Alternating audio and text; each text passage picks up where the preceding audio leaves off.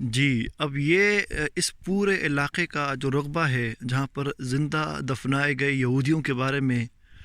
جو ہم ابھی پورا گھوم کے آئے ہیں، یہاں تک پہنچے ہیں، یہ اس پورے کا لب و لباب یہاں پر ہے،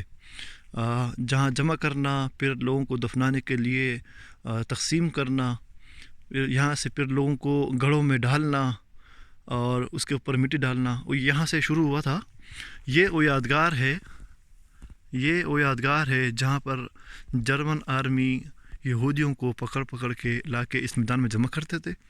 اس کے بعد ان قبروں میں یہ جو اجتماعی قبر نظر آ رہی ہے آپ کو، یہ جو گڑھے نظر آ رہے ہیں آپ کو ٹھیلے نما، تو یہ ٹھیلے نما جو یہ قبریں ہیں،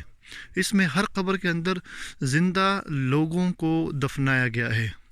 زندہ یہودیوں کو بچوں، بوڑھوں اور جوانوں سمیت دفنایا گیا ہے۔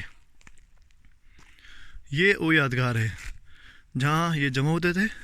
اور آگے ہم بڑھتے ہیں آپ کو دکھانے کے لیے تاکہ آپ دیکھ سکو کہ مختلف زبانوں میں انہوں نے یہاں لکھا ہے تاکہ یادگار لوگوں کو محفوظ اور لوگ سمجھ سکے کہ مسئلہ کیا تھا اور کیا ہوا تھا۔ تو یہ کچھ انگلش زبان میں ہے، کچھ جرمن میں ہے، کچھ پولش میں ہے، کچھ جو ہے اس میں ہے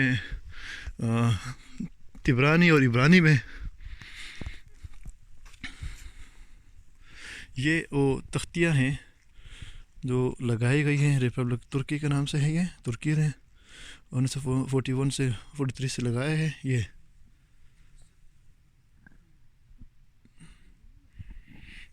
اس کے ساتھ جو ہے دوسری پٹی تختی یہاں لگائی گئی ہے۔ یہ